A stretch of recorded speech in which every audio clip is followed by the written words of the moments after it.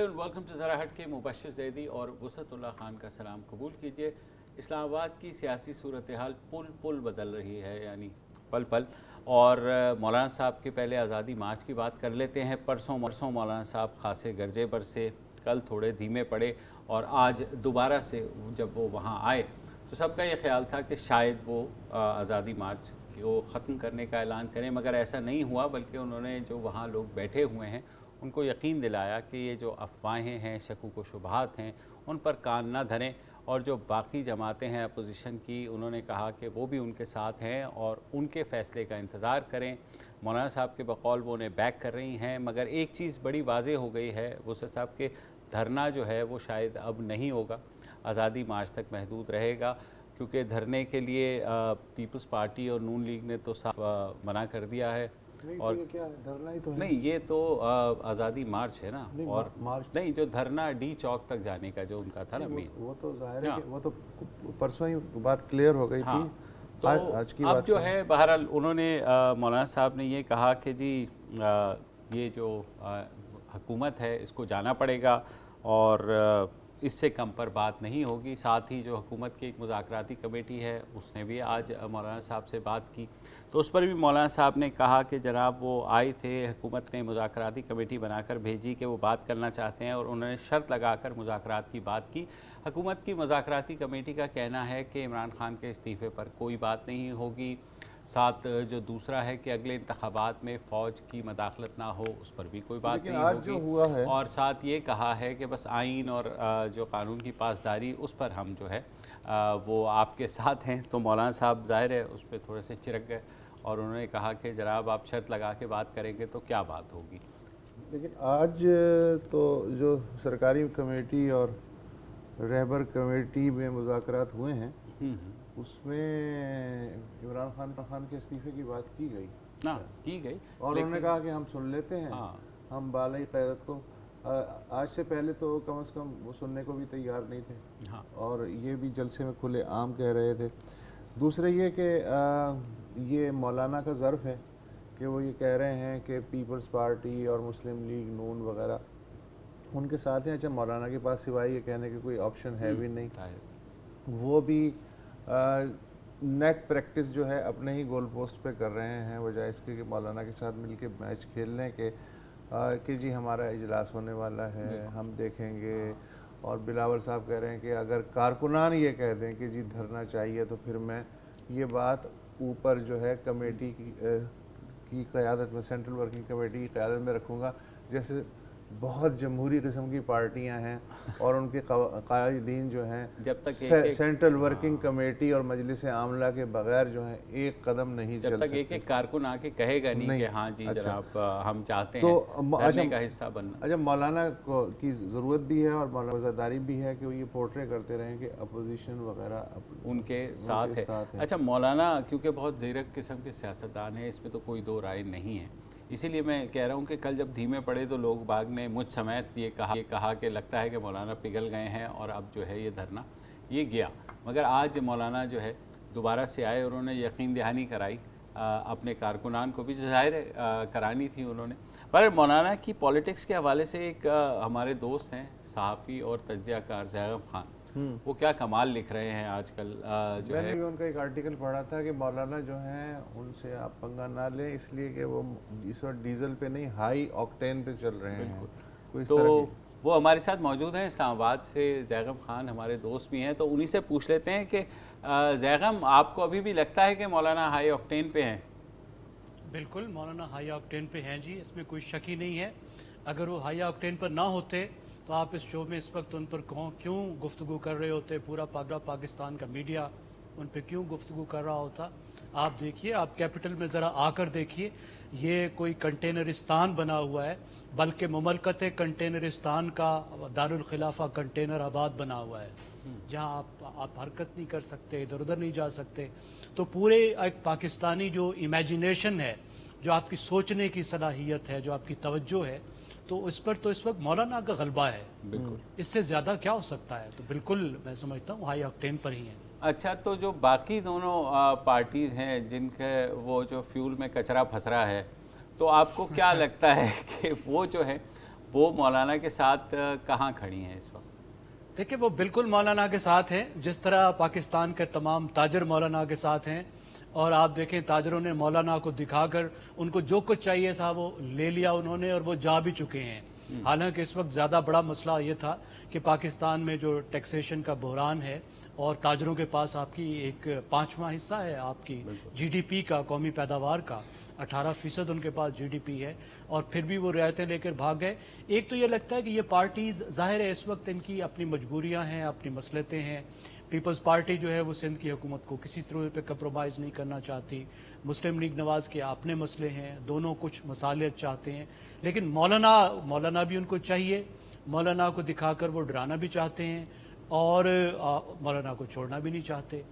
تو اس میں مولانا کا بھی فائدہ ہے، کیونکہ مولانا اگر تنہا ہوں، اکیلے ہوں، تو پھر ان کی کوئی مورل اسٹرینگتھ نہیں بنتی کہ ایک چھوٹی سی مارجنل جماعت، نسبتاً مارجنل جماعت جس کا الیکشن میں کوئی بہت بڑے سٹیکس نہیں تھے، بہت بڑی سیٹیں نہیں تھیں، اگر وہ کہتی کہ الیکشن میں دھاندلی ہوئی ہے اور دوبارہ الیکشن کراؤ اور وزیر اعظم استعفیٰ دے، تو ان کے وہ مطالبے میں اتنا وزن نہیں ہوتا۔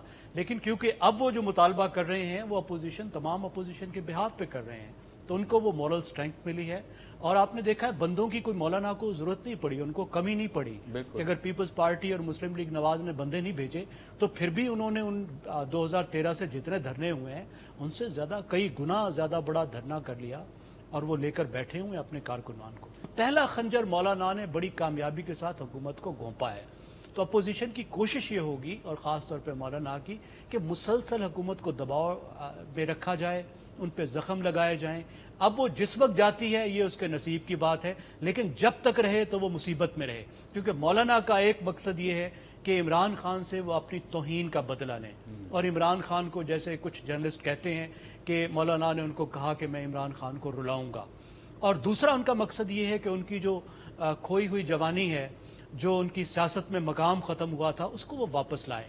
تو اگر آپ ان کو مقاصد کی ٹرم میں دیکھیں تو آپ کو لگتا ہے کہ مولانا نے بڑی تیزی سے اپنے بہت سے مقاصد حاصل کیے ہیں۔ سیاست میں انہوں نے سینٹرل پوزیشن حاصل کر لی ہے، جو مجھے لگتا ہے ابھی بہت عرصے تک ان کے پاس یہ ایک سینٹرل پوزیشن رہے گی، وہ ایک فوکل پوائنٹ رہیں گے اپوزیشن کا۔ تو ایک سیاستدان کے لیے تو یہ بہت بڑی بات ہوتی ہے، اور اس کے نتیجے میں خاص طور پر آپ دیکھیے گا کہ کے پی میں ان کی جو سیاسی پوزیشن ہے وہ کافی ریوائیو ہوگی، اور جب بھی الیکشن ہوئے تو ان کی جو الیکٹرل اسٹرینتھ ہے وہ پہلے سے کافی بڑھ جائے گی۔ تو حکومت کو آپ کیسے دیکھ رہے ہیں کہ وہ کیسے ٹیکل کر رہے ہیں؟ پہلے تو ظاہر ہے کسی بھی حکومت میں، اور یہ شاید اس پر موقوف نہیں ہے، ہمیشہ ایک رعونت ہوتی ہے، ایک پرائیڈ ہوتا ہے کہ نہیں ہمیں تو کوئی ہٹا ہی نہیں سکتا۔ اب بات مذاکرات تک آئی ہے، تو آپ کو لگتا ہے کہ حکومت کو بھی ریئلائزیشن ہوئی ہے کہ یہ دھرنا جو ہے شاید ان کی توقعات سے زیادہ پر اثر ہے؟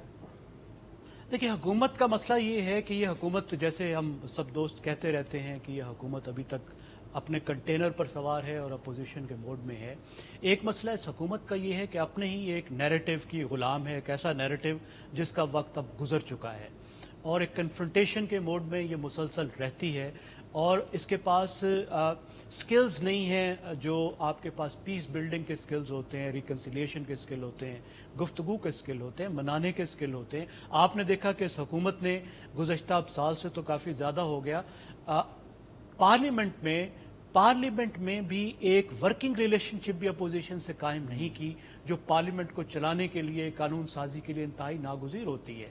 اور آپ نے دیکھا کہ کس طریقے سے اس کے نتیجے میں ادارے سفر کر رہے ہیں، کس طرح سے آپ الیکشن کمیشن جیسا جو ادارہ ہے وہاں پر اپائنٹمنٹس نہیں کر سکے ہیں۔ تو یہ حکومت کی ایک بہت بڑی ویکنس رہی ہے، اگرچہ حکومت میں کچھ کام کے لوگ بھی موجود ہیں، تو ابھی ایک حکومت کو یہ چیلنج آیا ہے کہ بہرحال انگیج تو کرنا ہے، آپ کو کوئی نہ کوئی طریقہ تو نکالنا ہے، اور مولانا کو کچھ فیس سیونگ تو دینی۔ اگر مولانا بیٹھے رہیں گے تو یہ تو حکومت کے لیے بہت بڑی مصیبت ہے، ایک ہیجان کی کیفیت ہے، اور جب تک وہ بیٹھے ہیں ابھی کافی دن تک وہ اسی طرح سے میڈیا کی اور عوام کی توجہ اپنے پاس رکھ سکتے ہیں۔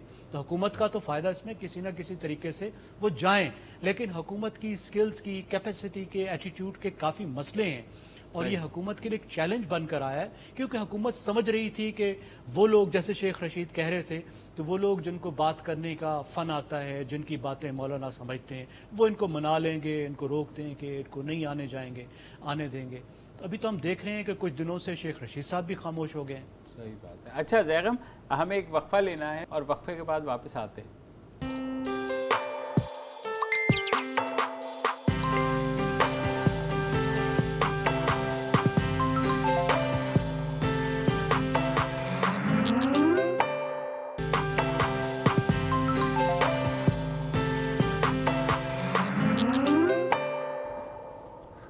Welcome back. और हम बात कर रहे थे इस्लामाबाद में जारी धरने की और मौलाना फजलुर रहमान की सियासत की। अब थोड़ा सा रुख मोड़ते हैं नून लीग की तरफ, जिनके लिए आज बेहतर दिन था। गो के उनके रहबर जो हैं नवाज़ शरीफ साहब, उनकी हालत जो है वो अभी भी तशवीशनाक है। कुछ डील की ख़बरें भी चल रही थी, उस पर भी बात करेंगे। मगर आज जो बड़ा फ़ैसला आया है लाहौर हाई कोर्ट का, जिसमें मरियम नवाज़ उनकी ज़मानत दी गई है और ज़मानत मांगी गई थी। उन्होंने कहा था कि उन्हें अपने बीमार वालिद की तीमारदारी करनी है। अदालत ने जो फ़ैसला दिया है उसमें ये भी लिखा है कि ये जो इल्ज़ाम लगाए हैं नैब ने, बज़ाहिर ये लगता है कि ये जो इल्ज़ामात हैं ये सही नहीं हैं और इसके ऊपर ज़ाहिर है फ़ैसला तो बाद में ही आएगा जब ये केस मज़ीद चलेगा। मगर मरियम नवाज़ जो हैं उनकी ज़मानत हो गई है और शायद कल वो बाहर भी आ जाएंगी। और जो फिर बात हुई कि क्या वो धरने में आएंगी या नहीं आएंगी। अच्छा, तो एक तासुर जो है वो ये दिया जा रहा है इस ज़मानत के ताल्लुक़ से कि जैसे ये इंसानी हमदर्दी की बुनियाद पर ज़मानत हुई है। अगर आप आज के फ़ैसले को ध्यान से पढ़ें तो इसमें इंसानी हमदर्दी नहीं है, ये जो है टेक्निकल या मेरिट्स के ऊपर उसकी बुनियाद पे। उसकी वजह यह है कि अगर इंसानी हमदर्दी की बुनियाद पे अदालत ज़मानत दे तो फिर 2-2 करोड़ के मचल के तो ठीक है कि एहतसाब अदालत में जमा हो जाएं। ये जो 7 करोड़ रुपए डिप्टी रजिस्ट्रार हाई कोर्ट के पास जमा कराने को कहा गया है, या ये कि पासपोर्ट भी सरेंडर कर दिया जाए, इसका इंसानी हमदर्दी से कोई ताल्लुक़ नहीं है। नैब ने ये कहा था, रसीद पेश की थी बैंक स्टेटमेंट के 2011 में मरियम नवाज़ ने अपने अकाउंट से 7 करोड़ रुपए निकलवाए थे और उन्हें ख़तरा है कि वो बाहर जा सकती हैं। तो उस पर अदालत ने कहा कि भाई आप अपनी नेक नियति को ज़ाहिर करते हुए डिप्टी रजिस्ट्रार के पास जो है 7 करोड़ रुपए और पासपोर्ट जो है वो रखवा दें। अच्छा, मरियम की नक़्ल हरकत अंदरून मुल्क, ज़ाहिर है कोई पाबंदी नहीं है। अच्छा, अदालत ने फ़ैसले में ये भी लिखा कि मरियम ना कभी मफरूर हुई, ना कानून की राह में रुकावट बनी, तो लिहाजा ज़ाहिर है कि इनको ज़मानत दी जाती है। अच्छा, और अगर ये इंसानी हमदर्दी की बुनियाद पे ज़मानत है तो नैब इस वक्त फ़ैसला कर रही है कि हाई कोर्ट के इस फ़ैसले को आला अदालत में चैलेंज किया जाए। तो ये बिल्कुल, और इंसानी हमदर्दी की बुनियाद पे होता तो शायद उसका कोई अदालत टाइम फ्रेम मुकर्रर करती, जैसे उन्होंने नवाज शरीफ साहब के केस में किया। तो ये प्योरली मेरिट्स पे है, तो ये तासुर तो अदालत ने कम से कम अपना माइंड शो कर दिया है। ज़ैगम, आप क्या कहते हैं? नून लीग के जो आज ये ब्रीफ कह लें, आपको क्या लगता है? देखिए, बड़ी वाज़ेह सी बात है, पाकिस्तान जो है वो 30 साल से ज़्यादा पाकिस्तान ने एक मैयत का वज़न अपने कंधों पर उठाया है। और हफ्ता 2 हफ्ते पहले लग रहा था कि शायद पाकिस्तान को और ख़ास तौर पर इस हुकूमत को एक और मैयत का वज़न उठाना पड़ेगा और पाकिस्तान इसका मुतहम्मिल नहीं हो सकता। तो हुकूमत को उसका ख्याल आ गया, अगरचे बहुत देर से आया, और वो बौखला गई और फिर उनको वो रियायतें देनी पड़ी जो उनको बहुत पहले देनी चाहिए थी। जिस बेरहमी का मुजाहरा वो मुसलसल कर रही थी उससे उसको पीछे हटना पड़ा। एक तो जहाँ तक हुकूमत के एटीट्यूड का सवाल है, उसमें नवाज़ शरीफ साहब की जो बीमारी है और जिस तरह से वो ज़िंदगी और मौत की जो कैफियत है, अपनी ज़िंदगी और मौत की जंग लड़ रहे हैं, उस कशमकश में है, मेरे ख्याल है वो बहुत बड़ा एक फैक्टर साबित हुआ है हुकूमत के रवैये में तब्दीली पर। क्योंकि अभी भी मालूम नहीं कि अल्लाह ताला उनको सेहत दे, लेकिन उनकी सेहत जो है वो ठीक नहीं है। हुकूमत के एटीट्यूड की तो ये बात है। अब जहाँ तक देखिए मरियम नवाज़ की ज़मानत की बात है, आपने ख़ुद बताया है कि ये मेरिट पर ज़मानत हुई है। अब सवाल ये है कि क्या मरियम नवाज़ को या आसिफ जरदारी साहब को जेल में होना भी चाहिए? क्या पाकिस्तान में हर ज़ेर तफ्तीश मुल्ज़िम को जेल में होना चाहिए? अब इनको सज़ा तो नहीं हुई ना। जिनको सज़ा नहीं हुई तो उनको क्यों इस तरीके से हम जेलों में ठूंस देते हैं जबकि वो भाग नहीं सकते। आप देखिए बड़े सगीर में कुछ अर्सा 30-40 साल पहले तक, या ख़ास तौर पे अगर आप पीछे जब ये कानून बने थे कॉलोनियल पीरियड में, नौबादियाती दौर में, तो उस वक्त लोगों की शनाख्त नहीं होती थी। आप पीछे जाना बड़ा मुश्किल होता था, कोई इधर उधर गायब हो जाए तो आप उसकी तलाश नहीं कर पाते थे, तो उस वक्त अक्सर जिन पर केस बनता था उसको पकड़ के वो बंद कर देते थे। क्या ये तरीका अभी भी चलना चाहिए? क्या नैब को इस तरीके से ये काम करना चाहिए? फिर ये बात है कि अगर ज़ेर तफ्तीश को पकड़ना है, ज़ेर तफ्तीश को कैद रखना है, तो क्या उसका कोई वाज़ेह तरीक़ाकार, कोई मेयार मौजूद है? यानी आप जिसको चाहते हैं, जिस ज़ेर तफ्तीश को चाहते हैं उसको बंद कर देते हैं, जिसको चाहते हैं उसको पूछते नहीं है। यूँ तो फिर बहुत सारी कैबिनेट मेंबर्स भी अंदर होने चाहिए। तो ये मेरा ख्याल है अदालत ने बिल्कुल ठीक किया है, और ये हमारा जो पूरा निज़ाम इंसाफ है, चाहे वो ज़िले की अदालतें हों या आपकी सुपीरियर कोर्ट्स हों या आपकी खसूसी जो इंसाफ के इदारे हैं, नैब वगैरह, अकाउंटेबिलिटी कोर्ट्स, इस पर इसको पूरा हमें रिव्यू करना चाहिए, क्योंकि इसकी वजह से आपका एक तो निज़ाम इंसाफ चोक हो रहा है। पुलिस केस जो है वो दर्ज करने से घबराती है क्योंकि कितने बंदों को वो पकड़ सकती है। फिर उसके बाद आपकी जेलें भरी हुई हैं, आपके केसेस जो हैं वो इतने तवील चलते हैं और लोग साल साल जेलों में सड़ते रहते हैं, ख़ास तौर पे गरीब जो है उसका ब्रंट लेते हैं। ये मेरे ख्याल एक ऐसा मौका है कि हमें पूरे निज़ाम इंसाफ को पर भी बात करनी चाहिए और उसको रिव्यू करना चाहिए। और ख़ास तौर पे जैसे ये एक ब्लेटेंटली ये हो रहा है, जब जहाँ के उसके साथ सियासत का भी एक लिंक नज़र आता है, ये तो बहुत ही अफसोसनाक है। अच्छा ज़ैगम, एक और ब्रेक का वक्त हो गया है। आपकी जो गुफ्तगू है हम उससे मुस्तफ़ीद होते रहेंगे, मगर इस न्यूज़ ब्रेक के बाद।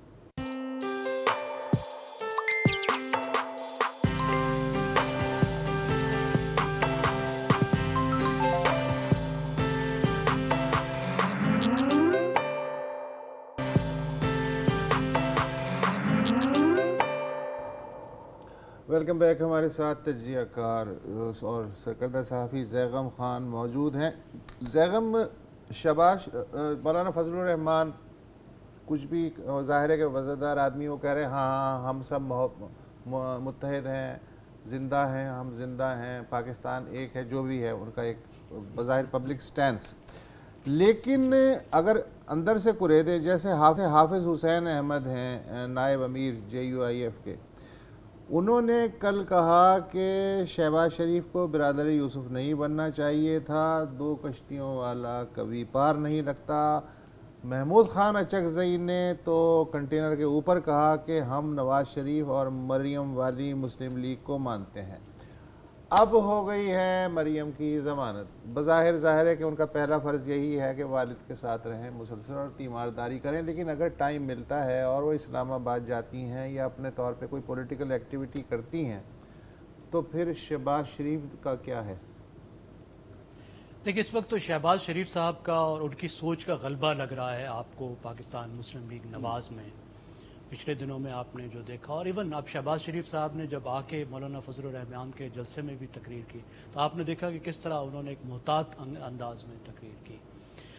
मरियम नवाज़ इस नैरेटिव को बदल सकती हैं, ज़्यादा एक सख्त मौक़िफ़ अपना सकती हैं, लेकिन मुझे नहीं लगता कि इस वक्त जो उनके वालिद की कैफियत है और जो उनका एक जज्बाती लगाव अपने वालिद के साथ है, फिर शरीफ ख़ानदान का जो अपना मिजाज है और जो एक उनका ख़ानदानी मिजाज है, उसको सामने रखते हुए अगले चंद हफ्तों में भी, दिनों में तो यकीनन, चंद हफ्तों में भी शायद वो सियासत पर कोई तवज्जो दें या बयान दें या सामने आए। अच्छा ज़ैगम, एक और आज फैसला आया है, वो इंटरपोल ने जो है साबिक़ वज़ीर ख़ज़ाना इसहाक़ डार, उनके ख़िलाफ़ जो पाकिस्तान की अपील थी, रेड वारंट इशू करने से इनकार कर दिया और ये कहा है कि ये केस नहीं बनता है। अब ये case chief justice Saqib Nisar के कहने के ऊपर बनाया गया था। उस वक्त आपको पता है कि जो अताउल हक कासमी हैं PTV के चेयरमैन, उनकी जब मुलाजमत का मसला आया तो पहले परवेज़ रशीद साहब को बुलाकर रगड़ा गया और बाद में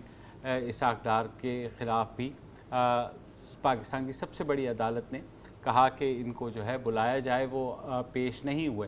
अब ये आज जैसे आपने भी कहा और आज लाहौर हाई कोर्ट ने अपने तहरीर फ़ैसले में भी कहा कि गिरफ़्तारी को सज़ा के तौर पर इस्तेमाल नहीं किया जा सकता, तो क्या जो अब इसहाक़ डार साहब हैं उनके साथ भी यही ज़्यादती हुई आपके ख्याल में? कोई शक नहीं है, यही ज़्यादती हुई और उनके ख़िलाफ़ जो केस है वो भी बहुत ही एक कमज़ोर है। और आप देखिए केस बनाया क्या गया है जो पहले नहीं चलाया जा रहा था, asset beyond means.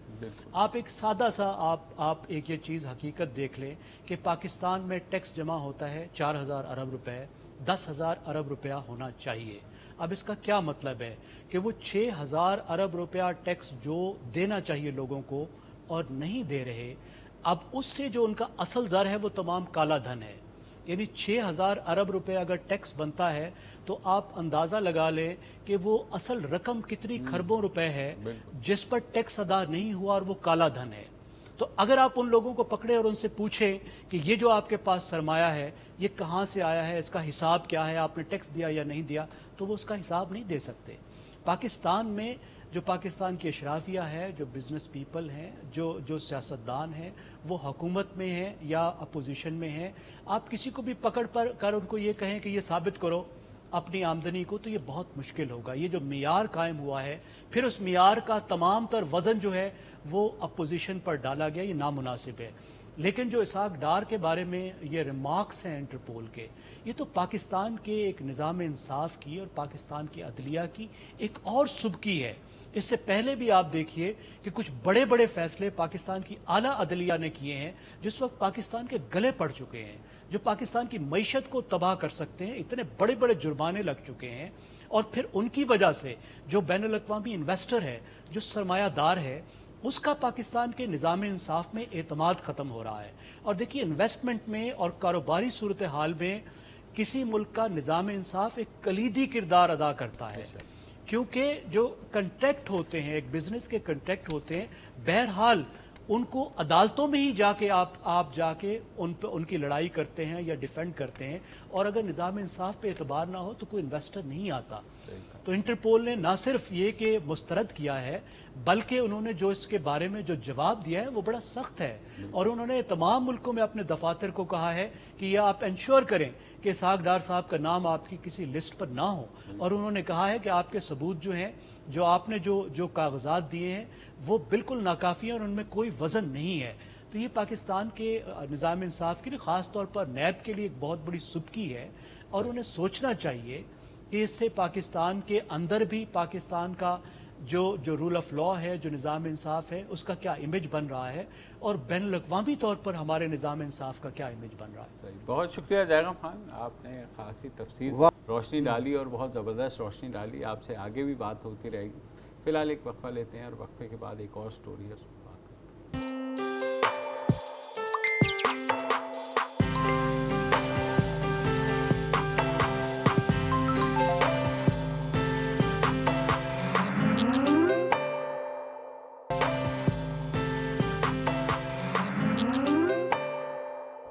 Welcome back. और आपको पता है हर जुम्मे को हमारा कॉल इन डे होता है। जो कॉलर्स हैं अपनी राय का भी इजहार करते हैं और अपनी परेशानियों का भी।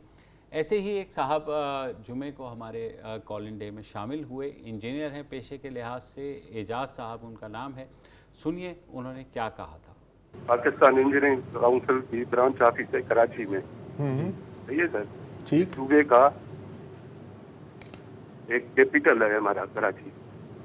वो पूरा ब्रांच ऑफिस एक चपड़ासी है, आरिफ नाम है, वो पूरे हर केस को वो ही डील कर रहा है।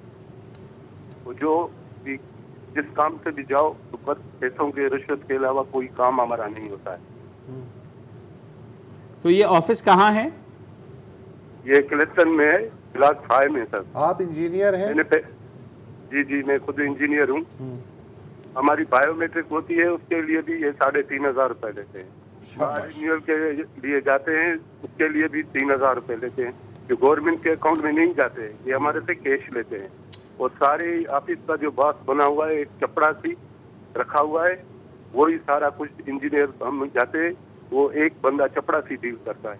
कोई जो है उनका कोई भी ऑफिसर हमारे से मिलने। अच्छा सॉरी एजाज साहब, थोड़ा मुझे क्लियर कर दे, क्या फवाद चौधरी ही इस चीज को डील करेगा पाकिस्तान इंजीनियरिंग काउंसिल? मतलब क्या है आपकी हायरार्की, कौन चेयरमैन है इसका?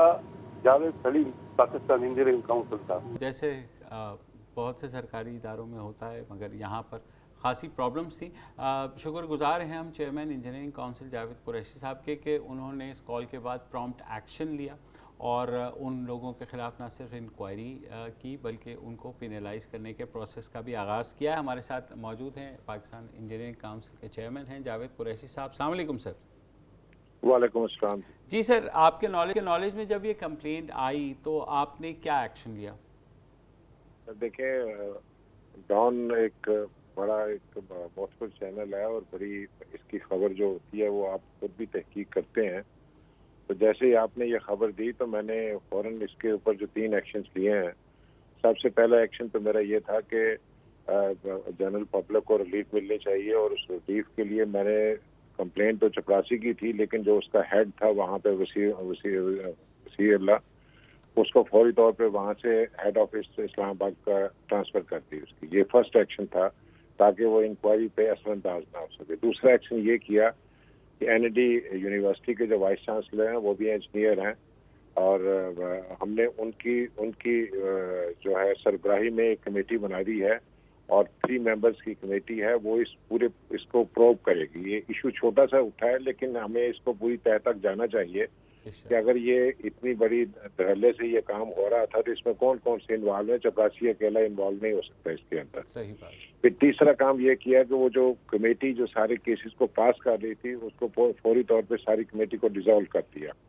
वो इसलिए डिसॉल्व की थी कि ये उनकी भी रिस्पॉन्सिबिलिटी थी कि वो इन सारे चीज़ों को देखते कि अगर ये करप्शन हो रही है और उनके पास जो फाइलें आ रही हैं और वो अगर रिश्वत ज़दा हैं तो वो उनको इस पर खुद एक्शन लेना चाहिए था। सही बात। हमने ऑलरेडी जो पाकिस्तान इंजीनियरिंग काउंसिल का मैंडेट है ये बड़ा वाजे है। हम एक्रीडेशन करते हैं इंजीनियरिंग एजुकेशन की। हमने बड़े काम किए हैं, पाकिस्तान इंजीनियरिंग एजुकेशन को दुनिया में रिकग्नाइज कराया। वाशिंगटन अकॉर्ड की सिर्फ इंजीनियरिंग की एजुकेशन जो है इंटरनेशनल रिकग्नाइज है, पाकिस्तान की कोई और एजुकेशन रिकग्नाइज नहीं है। सेकंड जो बात हमारी है, सेकंड हम इंजीनियर्स को रजिस्टर करते हैं और उसको प्रोफेशनल इंजीनियर बनाते हैं। हमारा इससे पहले इंटरनेशनल प्रोफेशनल इंजीनियर नहीं बनता था, इसीलिए हम वर्ल्ड बैंक और ये जो बड़े बड़े IMF हैं दूसरे अदारों के अंदर अपने इंजीनियर्स को नहीं भेज सके क्योंकि यहाँ बन नहीं सकते थे। वाशिंगटन अकॉर्ड की वजह से हमें ये भी अथॉरिटी हासिल हुई कि अब हमने इंटरनेशनल प्रोफेशनल इंजीनियर बनाने शुरू कर दी। इंशाल्लाह हमारे वहाँ पे उन अदारों में जहाँ दूसरे मुल्कों के लोग बैठे होते हैं पाकिस्तानी इंजीनियर भी जाके बैठेगा। ये हमारी काविशें हैं जो हम इसको अपने इंजीनियरिंग को ऊपर लेकर जा रहे हैं। इसी तरह हमने एक हफ्ता पहले 10 दिन पहले इन सब को जो 17 कंट्री हैं जो आपस में इंटरनेशनल फुल सिग्नेटरी हैं और वो उनके जब बच्चे हमारे तालीम के लिए बाहर जाते हैं तो अब हमारे इंजीनियर्स का कोई एग्जाम वहाँ पे नहीं हुआ करेगा, वो एट पार अब हमारी एजुकेशन के कंसिडर होगी।